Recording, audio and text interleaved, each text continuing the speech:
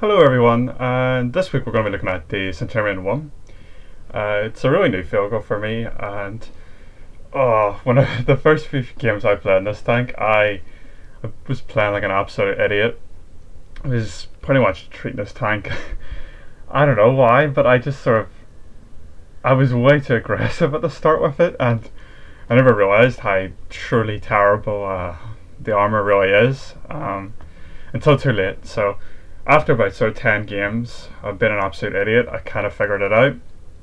Because I normally do like research on tanks before I go out and take them out when I first get them. But this time I never, other than the base values in the garage, and I didn't turn it very well. So in my very short time playing this tank, I only have like 30 battles. I've been really busy with exams and stuff at the minute, so I haven't really had a chance to actually play World of Tanks or any game for that matter. But yeah, it's just been playing maybe a wee bit of Wolfenstein, a game that came out last Tuesday. It's quite good. So give me a break from revising. You know what it's like, guys, doing exams. It's a painful time. But pretty much, what I realised about the Centurion is it is actually a really good machine. Like, it is truly a great machine, but it has to be played right. And we're just going to play here on Swamp, which is actually quite a nice map. I quite like Swamp, actually. But in this gameplay, you're going to see the one thing I don't like about Swamp that can sometimes happen. Maybe about 25% of the time I play on Swamp, this happens. Pretty much I'm going to go over here. I don't really like this stuff. I don't like the South. I just never truly liked the South. I don't feel that flexible in the South. Where I would typically take mediums is up here, because then I can support anyone trying to go across here, and I can also cross here to support normally the push that comes from here. But in this gameplay, none of that happens. I am literally stuck here on my own for most of the game, pretty much by myself, and I just have to hold the line. You know, you just have to do what you do, and you're going to see that at the start of the game. I'm just thinking, oh my, this is just went horrendously wrong. This is going to end up in a loss. It's a lost game. But I quickly changed that when I realised, you know what, I can hold this line and effectively go on to allow the South to push. And you'll see these guys coming up here. They don't actually ever do anything, you know? So I have no idea what they're doing. I was clicked the map a few times and just got absolutely no response. I was pretty much left here on my own. And you're going to see some really good play from the enemy team here. And they do exactly, you see this 1390? He is doing exactly what he needs to do. If I was in the 1390, I would do exactly that. I would go and spot all these guys, or come to here. Though not so much to here, but he is in the right spot, and he's doing the right thing. And I just miss. What can you do? The Centurion's gun is pretty damn accurate, and the aim time's not too bad, 2.3, which is nice, but it's not as good as, say, the Centurion 7.1 with the 20-pounder that has like 1.9 seconds. So that's one thing, about the Centurion. I think the British, thinking about it now, the British medium line is actually a really great line, because there's actually never really any bad tanks in the line. The Cromwell is a good fast medium. The Comet is a great medium, though I sold my Comet partly to pay for this thing, but because, I don't know, the Comet it's a great machine, don't get me wrong. I think the machine is absolute beast. I think it's a great tank, but it just doesn't suit my playstyle. And the Centurion I, I think I probably will keep it whenever I get the Centurion 7.1. I don't really know. I haven't played enough battles to really truly understand the tank. I'd probably say that when you reach 50 battles in a tank, you should sort of start getting an idea about what's going on. And then by 100 battles, you should well enough know if you actually like the tank and want to keep it. But, guys, a lot of things you have to remember, of course, is, just because a tank works for someone doesn't mean it's going to work for someone else. Like a great tank, for example, say, trying to think of a good tank now. Say the Object 140, the tier 10 Russian medium. Great tank, truly is a great tank, but it's not for everyone. You know, and you shouldn't expect to do well always in a tank that is considered good. You know, it may not suit your play style. You might not be able to adapt to the play style, and there's nothing wrong with that. There is absolutely nothing wrong with that, guys. And you just need to sort of find what you like, find a line that you like. And that's the beauty of World of Tanks. There is so many, different tanks and available to choose from that, you know, you have the freedom to choose things you enjoy. So at the minute, we are just really, well, I was thinking at this point, really, should I make a beeline for the ridge over here and try and get hold down here, which is pretty safe from pretty much all fire here, and these guys would have to rush me round, and had support from here, so I was kind of thinking maybe I should go here and try and draw them out for these guys, but I think the 1390 repokes. Yeah, he repokes and he spots me, and I just pull back. There's just no point pushing up there when I'm spotted like that. And the 1390 is doing a fantastic job. This is exactly how you should be doing. He's keeping an eye on me. He's making sure I'm not making a push, and he's just poking out, poking back in. That's what you should do. The 1390 is a really good tank actually, and obviously with the upcoming light tank buffs in 9.1, where they're going to get a much better MM weight. Not MM weight, sorry, what am I on about? MM bracket basically. I don't think the tier 8 scouts are getting improvements. You'll have to check FTR for that, I can't remember, but I know for a fact. Obviously we just take a shot. Kind of hopeful that there was literally no reason not to take the shot. I was going to receive no repercussions. I bounce off him. It's pretty unfortunate, but I was kind of trying to track him at this point, and then I spot the 183, and everyone's seen the 183 in their time playing World of Tanks, and it's not a tank you ever want to be in front of.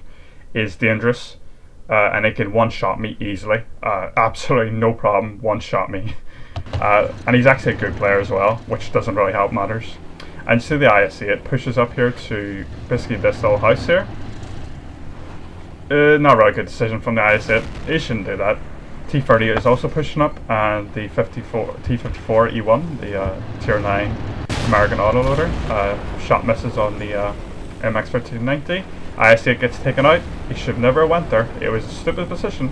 And you see now, I'm actually starting to get some help from these guys. They dealt with the IS-8, but it's really just, I know for a fact, I believe this guy gets absolutely destroyed. He just sits in a really stupid position, and I don't really like to generalize in World of Tanks, because even bad players can have good games, but that mouse, he's not the best player in the world. And getting a little bounce on the side of the turret, and that's one thing I've noticed with the Centurion 7-1. Its hull armor is absolutely a load of rubbish. It's not even worth your time. Sometimes you get lucky bounces, you do in every tank. But the Centurion 7-1's mantlet is really troll. It is absolutely troll. I bounced a hell of a lot of shots off there, and with the excellent gun depression, you can seriously make good use of that. And actually, my crew isn't even 100% at this stage. They're like 90%. They're 100% now. But back then, in this game, they weren't. I think this game was about a week and a half ago. Same request and fire on the 1390. I just look across, and that is not a pretty sight. That's not something you want to see. A Jag Panzer U100 and a 183 looking at you. And the T-54 one's there, but I don't really want to go up because just don't want to expose myself. And someone actually tries to take a shot at me there. I believe it might have been the T-30. And the T-54 E1 is going to get taken out no matter what, so I'm not really concerned. And you see the Batchat is making a run now. He takes out the T-54 E1 and he makes a run on there. But I think he starts to clip at this stage. Oh, yeah, he's starting to unload into the 1390. And the mouse gets taken out, and the reason why he got taken out is pretty simple. Firstly, look at that angle and work. He's just fucking horrendous. Sticking his turret to the side. You know, that's an easy shot for a 183 T30 and a AI Panzer E100. You know, they have no problem penetrating the mouse's cheeks. The mouse it's a freaking hard tank to play, and I don't think I could even play it myself. But it's all about angle on that turret. All about angle on the turret. At this stage, it's not pretty. But the good thing is we actually have the advantage in terms of tanks. But you can see here, down by the south, you can see we have those guys on the ridge there, where our cap circle is. And they should really be helping the IS-7 out more, to be honest. I know for a fact the IS-7 actually does take out the other enemy IS-7, but like, he should really be getting more support, to be honest. And I think I tried to take a snapshot at the T-30 there. I'm just watching that 1390. And see the T-30 starts to make a sort of aggressive push. And I'm going to push across here. And you see I am actually checking to see if I'm below the ridge, see if they can shoot me or not. And the T-44 bounces my mantlet. Let me just check that. Yep, right off the mantlet. It's exactly what you should expect. T-30 is starting to make a push now, and we just put a round right through the T-44's cheek. This gun has excellent average penetration. 226 for a tier 8 medium is fantastic. I believe the ST1 or the STA1, the tier 8 Japanese medium, is the only other medium tank in the game that actually rivals average penetration. See the IS-3 and the T-44 pushing up on us. IS-3 is showing his side. No idea why he's doing that, and he misses anyway. I just pulled back. At this stage, you know, you can see our Type 61 and Tiger 2 moving across the middle, and that IS-7 and IS-3 in south are going to clean up that IS-7. But then things start, and you'll see what I mean about this game, and I'll explain later why sort of 25% of games end up like this on this map. And you see I'm spamming these guys here on the ridge, because at this stage there's just no reason for them guys to be up there. They should really like make him go, like, that IS-7 and IS-3 have been fighting it out now for at least 45 seconds. They should just go and help him instead of just being a bunch of pussies, to be honest with you. The T-20 Prototype and 30 are more than capable of helping them guys. Waffle Tragler, not so much. He could stay at the back, fully understandable for a tank like his. We just put another shot in the T-44, absolutely no problem for this gun, as I said. And he misses us and allows us to put another round in, right through his turret front by the looks of things. And the T-20 Prototype is asking what to me clicking the map, and sees now actually moved off the hill. And that's all I wanted him to do, was just move off the hill. At that stage, you know, they've just taken out the IS-7. There's no reason to be there. There's no one else there. They're not going to get any shots. They're not doing anything for the team. And guys, you should always be looking to benefit your team. Like, do not go on this solo mindset of it's all for me. You know, it is a team-based game. World of Tanks is a heavily team-based game. I see the IS-3, it's just sticking its side armor out again. We bounce off the turret, absolutely no problem. I've pretty much got the situation locked down, and you can see this 50B and Borsig are still sitting here, guys. They are still sitting here, and they haven't done practically nothing. The bat chat, I'm sure, is reloaded at this stage, guaranteed, and they've just taken out the 1390 by this Type 61 Tiger 2. Good job by them guys. They're doing what they need to do. And the Type 61, I actually believe that is the tank I was talking about earlier, wasn't it? No, that's the tier 9 Japanese medium. It must be the STA one. Anyway, it doesn't matter. But they're doing exactly what they need to do. And we're just going to put shots into the T-30. We're hull down at the minute. We have a pretty... we don't really stand... It's not guaranteed to bounce the T-30, but we could bounce him. We'd have to be pretty lucky, but we'd bounce him nonetheless. I'm just going to blind shot that area because I know he doesn't have much space to maneuver there. T-30 gets respotted again, and the bat chat puts a round into him. He puts a second round into him. Now we're going to help him out, taking the side of the turret, absolutely no problem, and he's down. He's down. Bat chat does a fantastic job. He does what he needs to do. And you know what more can you say? You know, the bat chat is a good player, we can see that, and he does what he needs to do. And I'm asking for help at this stage, you know, because I need to make a push now against this T-44, IS-3, 183, and Jagdpanzer E-100. I cannot do that on my own, you know? I just can't.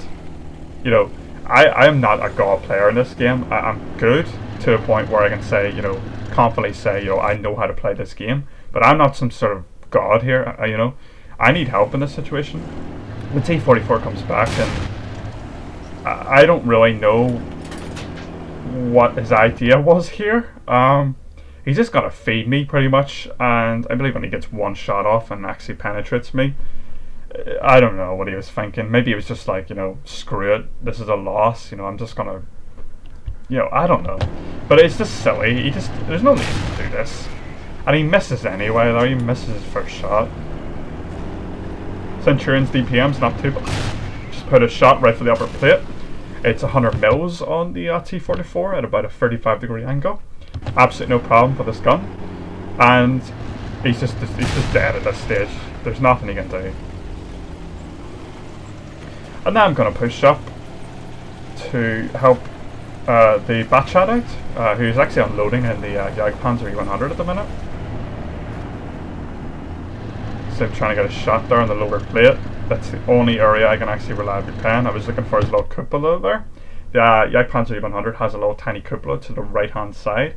It is pretty easy to penetrate, but it's hard to get a good enough height on it because obviously the Jagdpanzer E-100 is a pretty tall tank. So you need to sort of get a good height on it, sort of shooting down onto it almost, and the Batchat takes a lot of unnecessary damage here. There was really no reason for him to push out like this, and he just gets taken out, and that's unfortunate because he's a really good player and we've now lost one of our best players in the team. I'd say the Ramatil Borsig and 50B and 30 and Waffle Tractor actually start to move up now. You can see the mini-maps kind of glitched actually. The 1390, T30 and IS-7 stuff showing up despite them being dead. Just sometimes the way the XVM goes, but what can you do? I think this is also the very early version of the 9.0 version of XVM. And I get help now, so at this stage I'm going to move up because I've got support. And you can see here in chat, actually, if you just look in chat, the Batchat has just said, "God, I'm stupid." He realises his mistake. He knows what he has done wrong, and it's unfortunately too late. And I asked how, just to see what he was going to say, and see if he had actually realised his mistake.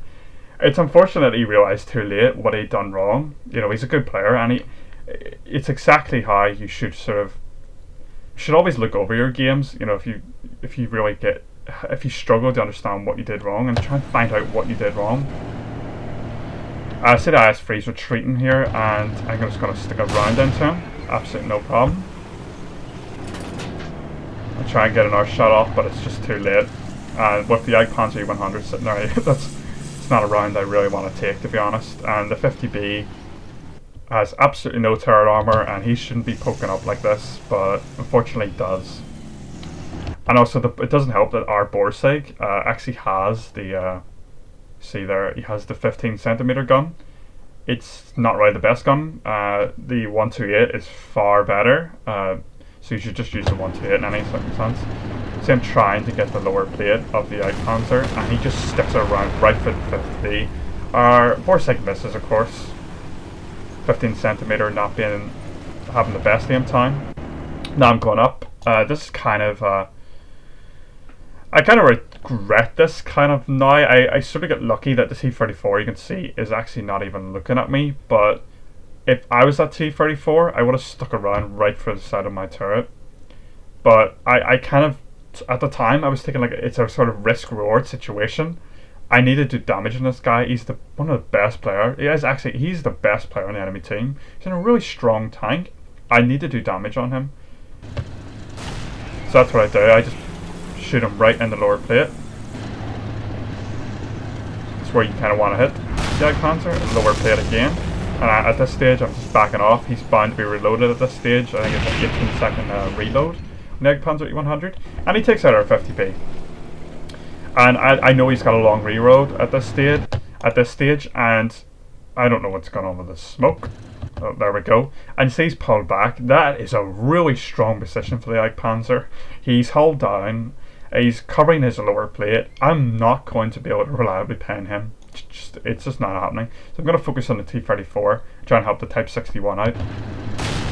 And we actually bounce off the engine deck of his T-34, and this is to be expected. And the simple reason for this, if you can actually see, he's kind of up on like a little hill, a little slope. And the engine deck's actually angled, so it's pretty much, you could still easily pen there, but it's just down to RNG at that stage. And we just bounce off the engine deck again. It's unlucky, but it's not like rare. It was kind of hit and miss if that would actually pen. And the Jaegeru's coming back at this stage, and I'm pretty much alone. The 30 and Waffle Tractor are to my right, but they're focused on the T-34. So I'm trying to use the excellent gun depression to get a shot on the T-34, aiming for that cupola, but then decide to go for the side hull armor because he turns in. Do not be afraid to, whenever you're aiming, say for a weak spot, and the guy suddenly turns in his armor or something, do not be afraid to re-aim and pick a better spot that you're most likely reliably to pen. As you see me do there, I was aiming for his cupola, which was a pretty hard shot to make, but I easily done, pretty much, to be honest. But he turned in his side armor, which allowed me to get a shot in side armor, so I took it. Nope. And the ISU is exposed. It's got a sight to me. I'm going to punish him. I'm just going to use this ridge and use my excellent gun depression. At this stage, this is what I'm pretty much going to talk to you about whenever I say 25% of games sort of end up like this, to me anyway. I don't know the actual real world statistics, I would have to check. But pretty much what you typically have happen, the South would push through here, they win South, we win North, and it ends up in a camp fest of the enemy TDs. This typically happens in Tier 10 games actually, where Tier 10 TDs will just camp here, and it turns into a stagnant situation, and it's just really boring. It's something that it can also happen down here as well, and I have seen it happen down here where the guys from North would push through, win North and win South, and then it would end up where the enemy TDs are just camped on this ridge. It happens. It's not very common, but it is common for it to be a problem, and I kind of think that Wargaming maybe need to change these positions here, this and this, because it encourages camping, and it just creates a very boring and stagnant game, and that's just frustrating.